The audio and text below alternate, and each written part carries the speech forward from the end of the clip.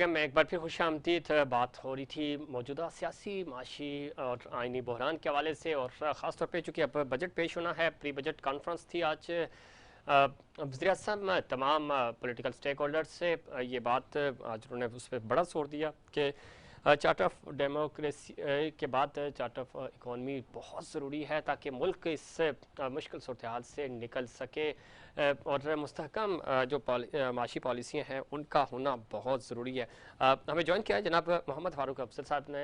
आप हमारे माशी अमूर हैं और ख़ास तौर पे बिज़नेस के हवाले से बड़ी गहरी नज़र रखते हैं। फ़ारूक साहब, खुश आमदीद कहते हैं आपको प्रोग्राम में। फारूक साहब, किस तरह देखते हैं ख़ास तौर पे जब इस वक्त पेट्रोल महंगा हो चुका है और महंगाई अभी होना है, ज़ाहिर बजट पेश होगा, बजट के पास IMF की जो शराइत हैं उनके मुताबिक आपको चलना होगा। बिजनेस कम्युनिटी क्या सोच रही है और कैसे चीज़ें मैनेज होंगी?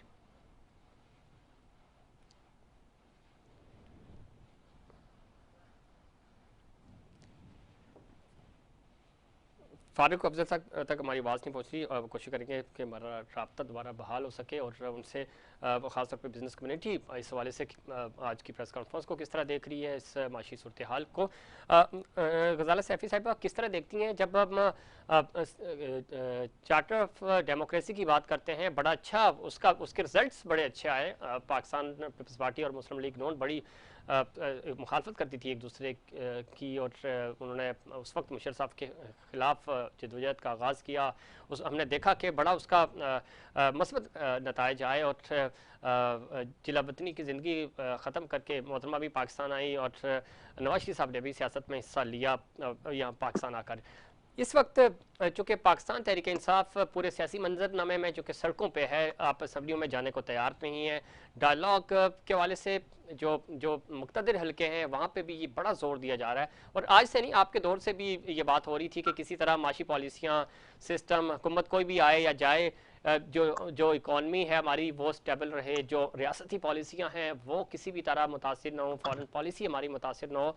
तो आपको लगता है कि कुछ रिव्यू करेंगी आपकी क़यादत खान साहब, और कुछ जैसे कल के इजलास में हमें जो मिला जुला रुझान नज़र आया, कुछ लोग हामी हैं कि वापस असम्बलियों में जाना चाहिए, लेकिन खान साहब अभी तक इस चीज़ पे कन्विंस नहीं हुए कि असम्बलियों में जाएं। कुछ बेहतरी या कोई डेवलपमेंट नज़र आ रही है आपको कि बजट के फौरी बाद या तो इलेक्शन, ज़ाहिर शेख रशीद साहब ने भी ये बात की है कि इलेक्शन की तारीख दें उसके बाद डायलॉग करेंगे, तो कुछ कुछ मिड वे निकलता हुआ नज़र आ रहा है सैफी साहिबा? देखिए,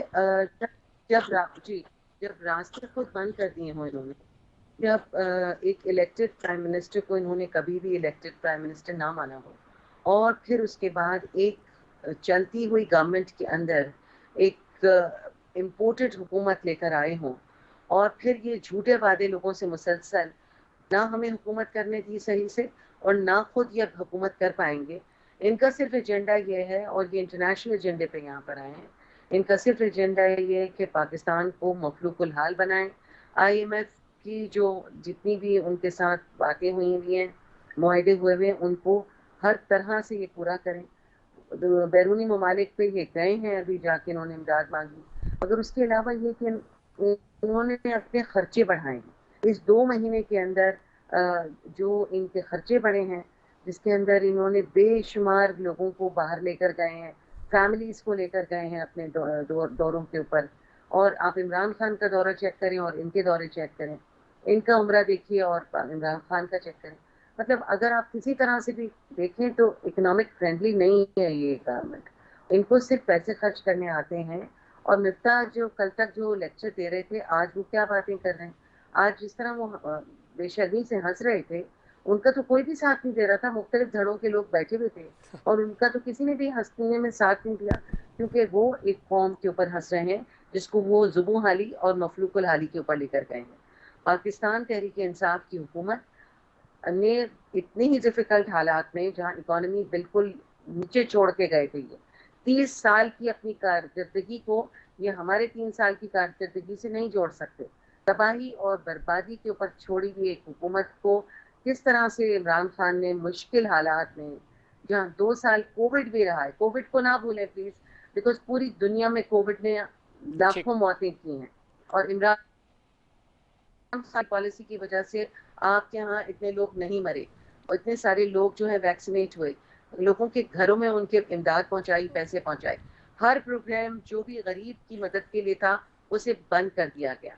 12,000 के बजाय इस महंगाई के हाल में लोगों से ये कहा जा रहा है कि हम आपको 2,000 रुपए देंगे। कौन लेगा जी आपके 2,000 रुपए? बिल्कुल आप ज़रा रखिए सैफ साहब, अपने पास ये बात और आप बिल्कुल अपने ठीक कह कपड़े रही है। शायद बनाइए, और शायद उनको फिर अगर कुछ बेच के अपने दोबारा नए कपड़े बना सकते हैं जी जी, तो बनाइए। तो ये किसी तरह से भी ये मुफाहिमत की हुकूमत नहीं है, किसी तरह से भी ये हुकूमत जो है फ्रेंडली नहीं है। ये सिर्फ अपने उन 13 मजमुए को, जो 13 जमातों का मजमुआ है, उसको खुश करने में लगे हुए हैं। कहाँ गए मौलाना फजलुर रहमान जो कि कहते थे कि उन्हें सदर पाकिस्तान बनना है? कहाँ गई एमकेएम जो कहती थी हमारा सिलेक्टेड जो है पर्सन वो गवर्नर सिंध बनेगा, ठीक, जो जिसकी वजह चले से इस पे उन्होंने पूछते हैं ना छोड़ा? इनसे तो ये कि क्या बातें करने की है, ये ये सिर्फ अपने, पाकिस्तान के मफाद की जंग थी या पॉलिटिकल पार्टीज की अपने अपने मफाद की जंग थी इसमें? ये इनके अपने मफाद मैं की पूछता जंग हूँ, थी, गजाला पाकिस्तान सैफी के साहब लाइन मफाद पे की रहिएगा। जंग नहीं। फारूक अब्दुल साहब हमें ज्वाइन कर चुके हैं। फारूक अब्दुल साहब, अब किस तरह देखते हैं मुफ्ता इस्माइल साहब की आज की budget pre budget press conference? और प्राइम मिनिस्टर ने भी जोर दिया और ख़ास तौर पे ये कोशिश की गई आपकी जो बिजनेस कम्युनिटी है, और हम देख लें कि पिछले 3-4 दिनों से तसलसल के साथ जो बड़े ग्रुप्स हैं। देखिए जफीर भाई, अस्सलाम वालेकुम, थैंक यू वेरी मच। यार बात ये है कि जो भी बातें जो कर रहे हैं, जी जी, जब पीटीआई की गवर्नमेंट थी, खान साहब जब चला रहे थे, आप उनके इकोनॉमिक इंडिकेटर्स देखें। बिकॉज देखिए, मैं किसी सियासी पार्टी का आदमी नहीं हूँ, ना मैं पॉलिटिकल, आपको पता है मेरी एफिलिएशन नहीं है, लेकिन हम जो सही है सही को सही कहना है, गलत को गलत कहना है। ठीक, आप इनका जो नैरेटिव था, इट वाज दिस कि जी महंगाई बहुत कर दी इन्होंने, आवाम जो है वो पिस रही है, लोग गरीबों के यहाँ खाना नहीं है, ये नहीं है, और इसी बयानिया को लेकर आए, मार्चेस भी किए, सब कुछ किया। लेकिन यही मुफ्ता इस्माइल साहब थे जो कह रहे थे 137 रुपए का तेल ऊपर नहीं होना चाहिए, हम आएंगे, हम नीचे लेके आएंगे, हम ये करेंगे, हम वो करेंगे। तो अगर देखिए आईएमएफ का अगर अग्रीमेंट किया था इमरान खान ने, तो मेरा सवाल ये है कि भाई जब इन्होंने 10 रुपए का आपको रिलीफ दिया आवाम को, तो आईएमएफ ने तो एक बात भी नहीं की थी कि आपने हमारा डेविएशन किया है। They had ample money to basically give that subsidy to the masses. Actually they had their plans, उनके प्लान्स थे। अगर आप समझते हो कि जी वो गलत थे, तो आप उनको 5 साल पूरा करने देते, फिर आप देखते कि यार उन्होंने किया क्या है। बट दे न्यू कि अगर ये 5 साल पूरे कर गए तो फिर इनका तो पता गोल हो जाएगा, क्योंकि we were basically at the stage of taking off this economic system. हमारे आप देखिए 5.9% जीडीपी हो चुका हुआ था, आपकी एक्सपोर्ट बढ़ रही है, आपके रेमिटेंस बढ़ गए हैं। आप देखिए जो प्रोग्राम चल रहे थे, despite of this all, how come they were running एहसास प्रोग्राम, सेहत कार्ड चल रहा है, सब कुछ चल रहा है, एवरीथिंग वाज रनिंग। तो अब आप ऊपर देखें, आपके ये जो लोड शेडिंग शुरू हुई है, राइट आफ्टर 3 days दे taken over, load shedding start हो गई। पहले लोड शेडिंग क्यों नहीं हो रही थी भाई? Where that money has gone, because इन्होंने लोगों को खुश करने के लिए वो पैसे जो प्रोड्यूस नहीं कर रहे हैं बिजली, उनको पैसे दे दिए और ऑयल नहीं खरीदा। देखिए चीजें क्या है कि आपको मिसमैनेजमेंट हो रही है और लोगों को नवाजा जा रहा है। एक्चुअली देखिए इस मुल्क का प्रॉब्लम यही है कि हम मुल्की मुफाद नहीं देखते, हम अपने सियासी मुफादात देखते हैं, हम अपने जाती मुफादात को देखते हैं। ये लोग आते हैं कि अगले 5 साल में कैसे रहना है, ठीक, हम वो काम करें। ठीक है, तो ये इकोनॉमिक सिस्टम हमारा ठीक नहीं है इस वक्त। ठीक है। लेकिन फारूक अब्दुल साहब, आपके जो बड़े जैसे मंशा साहब को भी, मंशा साहब का इंटरव्यू भी मैंने देखा, आरिफ हबीब साहब का इंटरव्यू देखा, जो बड़े ग्रुप से उनको इन्वॉल्व किया गया है, उनसे बात हो रही है और वो ये कह रहे हैं कि जी थोड़ा सा साथ देना होगा हमें और इस हुकूमत को आगे लेके चलना है, पाकिस्तान के लिए आगे बढ़ना है। तो अब चार्टर ऑफ इकॉनमी की बात हो रही है कि ऐसी माशी पॉलिसियाँ बनाएं, तमाम स्टेक होल्डर्स इकट्ठे हों, उसमें एस्टेब्लिशमेंट आपके साथ हो, बिजनेस कम्युनिटी साथ हो, सियासतदान साथ हो। ये आपको फार्मूला समझ आ रहा है और इस पे अमल होता हुआ नजर आ रहा है? देखिए इट विल नेवर वर्क। बात ये है कि आज जब चार्टर ऑफ अपना इकोनॉमी की बात कर रहे हैं, आज जब सबको कहेंगे स्टेक होल्डर साथ आ गए, तो इमरान खान क्या किसी बाहर के आदमी तक उसके साथ बैठ के काम नहीं हो सकते थे? Why I mean you took that step and kick them out? Why? What was the reason? आपकी रीजन ये थी कि महंगाई हो गई है, नैरेटिव। आज आपने खुद बैठना है, गलत तरीके से आ गए हैं आप लोग, आपने खुद बैठना है और उस बैठने को जस्टिफाई करने के लिए अब हमारी मदद करें आप। यार दिस इज रॉन्ग। यानी अगर आपके पास प्लान ही नहीं है, तो why you asking help from everybody? If you had planned, Farooq तो सर, उनको ये ऐसे बात तो है, नहीं चूंकि ब्रेक से पहले मैं यासीन साहब से भी यही बात कर रहा था कि सबको पता था कि क्या प्लान है, पाकिस्तान तहरीक इंसाफ क्या कर रही है, आईएमएफ के किन शराइत के पास वो गए हैं, किन हालात में वो गए हैं, और इकॉनमी किस तरफ जा रही है, इंडिकेटर्स किस तरफ जा रहे हैं, सब कुछ पता था। और ये उस वक्त तो यही दावा था ना कि महंगाई खत्म करो। अभी भी मुस्लिम लीग नून ने भी प्रोटेस्ट एहतजाज के इस्लामाबाद की तरफ मार्च किया, पाकिस्तान तहरीक इंसाफ ने भी मार्च किया, लेकिन सर, अब तहरीक इंसाफ ने कोई मार्च नहीं किया महंगाई के खिलाफ। तहरीक पीपल्स इंसाफ पार्टी जो ने मार्च कर रही जी थी जी वो इलेक्शन के लिए कर रही। देखिए, उनका जो नैरेटिव था, और उन्होंने अपने जमाने में किसी को नहीं रोका मार्च करने से, इस्लामाबाद आओ, हर जगह हुआ, कुछ नहीं हुआ, ठीक है। आपका नैरेटिव था महंगाई। आज देखें, जो पेट्रोल है वो 160 से आप 210 पे ले गए हो, अभी ये 270 तक जाएगा जून एंड तक। तो वो जो महंगाई का जो दौरा शुरू होगा, उसका जिम्मेदार कौन है? ठीक है। तो मैं ये पूछा ना समझता हूं कि यासीन रजा साहब, जो फारूक अफजल साहब भी बात कर रहे हैं और पहले भी बात कर रहे थे, डायलॉग की तरफ ज़रा अब जिस जो मुश्किल में फंसता है तो उसको उसको ख्याल आता है कि लोग साथ चलें, आगे बढ़ें हम और रिफॉर्म्स की तरफ जाएं।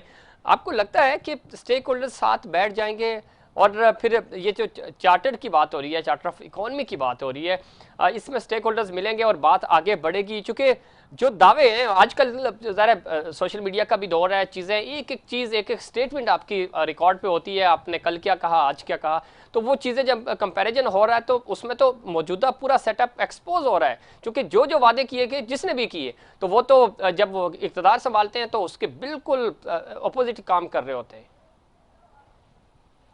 यासीन साहब।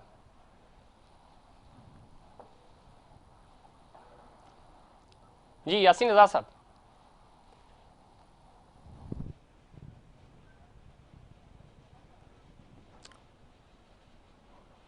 ज़ला सैफी साहब, अब मैं चाहूँगा आप रिस्पॉन्ड करें, चूँकि यासीन साहब तक शायद आवाज़ नहीं पहुँच रही। बिल्कुल फारूक अफजल साहब जो बात कर रहे थे इंडिकेटर्स, और ये सारी स्टडीज़ इनके पास थी।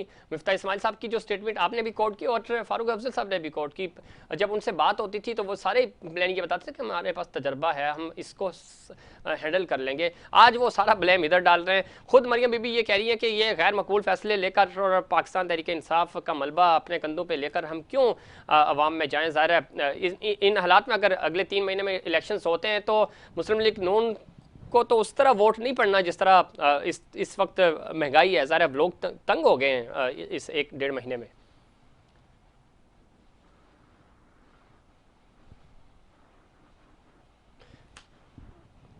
ज़ाला सैफी साहब शायद, अच्छा नहीं, मैं आपने मुझसे मुखातिब नहीं थे तो इसलिए मैं समझी कि अच्छा ठीक है। ग़ज़ाला सैफी साहब, यासीन साहब भी आ गया तो मैं चाहूँगा पहले यासीन साहब का पॉइंट ले लूँ, मैं दोबारा आपकी तरफ आऊँगा। यासीन रज़ा साहब, कैसे चीज़ें मैनेज होंगी? आपने फारूक अफजल साहब की भी गुफ्तगू सुनी, ग़ज़ाला सैफी साहब की गुफ्तगू भी सुनी, चूँकि चीज़ें सारी आपको पता थी। आपके जो इकॉनमिस्ट हैं मिफ्ता इस्माइल साहब, इसहाक डार साहब, उनके पास समरीज थी, उनके पास इंफॉर्मेशन थी, मेरे आपके पास थी, तो ज़ाहिर है वो तो है एक्सपर्ट इसके।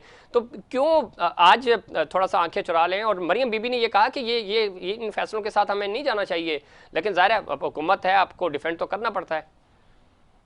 यासीन साहब, मौजूदा दौर में पाकिस्तान को कराची से निकालने के लिए किसी न कोई स्टेप तो उठाना है जी। और जो कुछ आपने एग्रीमेंट किया, IMF इस वक्त आपको कम्प्लीटली ब्लैकमेल कर रहा है। ब्लैकमेलिंग की वजह से जाहिर है कि आपको पैसा चाहिए, और अगर IMF आपको कर्जा नहीं देती तो पाकिस्तान दिवालियापन की तरफ जाता है। पाकिस्तान को दिवालियापन से बचाने के लिए आपको कुर्बानियां तो देनी पड़ेगी। उसका मैं नहीं कहता जी मौजूदा हुकूमत की गलती या पुरानी की हुकूमत की गलती है। मैं तो ये कहता हूँ कि पाकिस्तान इस वक्त मुश्किल सूरत से दो चार है। हाँ, आओ हम सब मिल के पाकिस्तान को मौजूदा सूरत से निकालें और माशी एतबार से पाकिस्तान को बेहतर बनाएं, क्योंकि पाकिस्तान है दाम है। पाकिस्तान नहीं है तो फिर कुछ भी नहीं है। सियासी जमातें अपनी सियासत करती रहेंगी, लेकिन मामला को ठीक करने के लिए आखिरकार एक ने है कि किसी को रिस्क लेना पड़ेगा। पर अगर मौजूदा पॉलिटिकल पार्टियों ने हुकूमत ली है तो उनकी जिम्मेदारी है कि वो मामला को बेहतर बनाने के लिए अपना। लेकिन यासीन रज़ा साहब, जिस तरह आप असूलों की बात करते हैं, इस तरह के चंद ही सियासतदान हैं जो ये बात करते हैं, आपके जो इत्तेहादी हैं वो आपके साथ नहीं खड़े इस सूरत हाल में। पाकिस्तान पीपल्स पार्टी वो किरदार अदा नहीं करनी जो उसको करना चाहिए, जितना बड़ा स्टेक है उसका, सूबा है पूरा उसके पास, लेकिन वो चीज़ें उस तरह नहीं है। बाकी जमातें भी देख रही हैं जहाँ पे उनको लगता है कि प्रेशर है, मुश्किल फैसला है, वहाँ थोड़ा सा बैक कर जाते हैं, वहाँ पे पीछे हट जाते हैं, वहाँ नॉन लीग आगे हो जाती है। तो इस तरह तो मामला नहीं चलेंगे, कैसे मुल्क आगे चलेगा?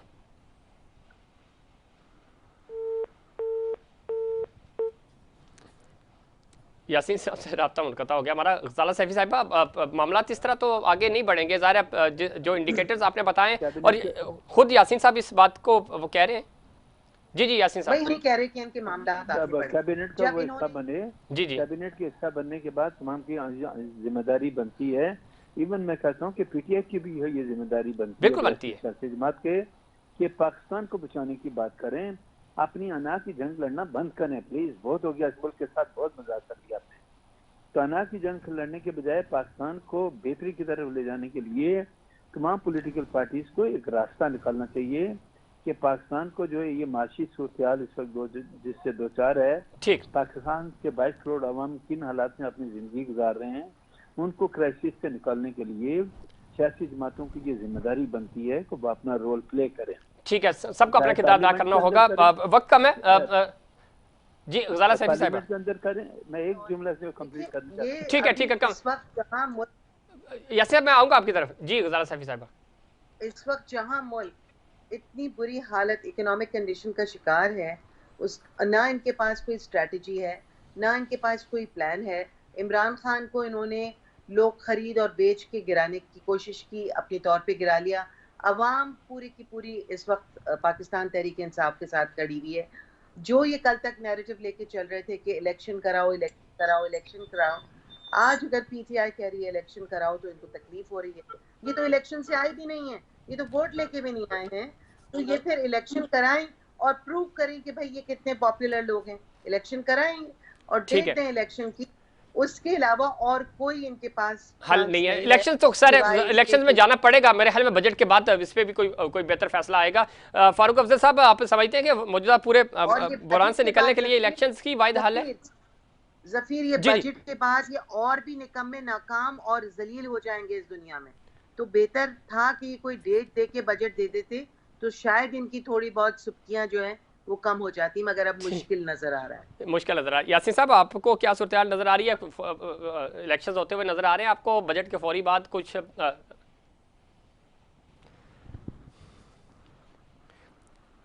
ग़ज़ाला सैफ़ी साहब, अब एक चीज़ और जाते जाते बताइए कि चूंकि वक्त ख़त्म हो रहा है, आपको लगता है कि बजट के फौरी बाद नए इलेक्शन, ज़ाहिर है आपका फौरी इलेक्शन मुतालबा भी है, कुछ खबरें भी इस तरह की गर्दिश कर रही हैं कि शायद चूंकि ये फैसले आप इस हुकूमत ने ही करने हैं, बजट भी पेश करना है, बजट के फौरी बाद यहाँ से तो मुस्लिम लीग नून ये चाह रही है कि अगला बजट भी हम ही पेश करें, लेकिन हालात कुछ इस तरह के हैं कि शायद अगले बजट की नौबत नहीं आएगी, उससे पहले ही बड़ी खबर आ जाएगी। तो आपको है इस तरह की इनसाइट्स के फौरी तौर पे बजट के बाद कोई अच्छी खबर आ सकती है तहरीक इंसाफ के लिए खास तौर पे?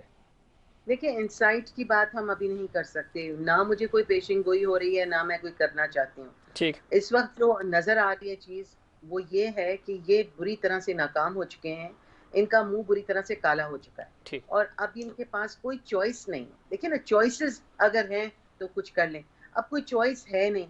इतने निकम्मे हालात के अंदर जहाँ इनके पास ना कोई स्ट्रेटजी, ना पॉलिसी, ना प्लान, और फिर इतना खराब अब ये बजट भी देंगे जिसके जो इन्होंने बड़ा मुश्किल। बिल्कुल ठीक है ग़ज़ाला साहब से, बहुत मुश्किल है। यासीन ग़ज़ाला साहब, आखिरी पॉइंट, आपको लग रहा है कि फौरी तौर पे क्या ये काबिल हैं कि बजट के फौरी बाद इलेक्शंस की तारीख दे दी जाएगी और कोई दरमियाना फैसला आ जाएगा?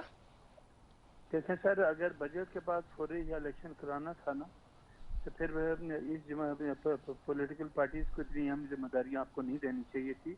इसका मतलब है कि आपके जहन में ये है कि बजट इनसे पेश करा के महंगाई करके फिर तमाम चीज़ें इनके गले में डाल दो। और मैडम जो जुमले का इस्तेमाल कर रही है ना कि मुंह काला कर लिया, ये कर दिया, मैं इस तरह कहूँगा कि प्रोग्राम के जुमले इस्तेमाल मत करें।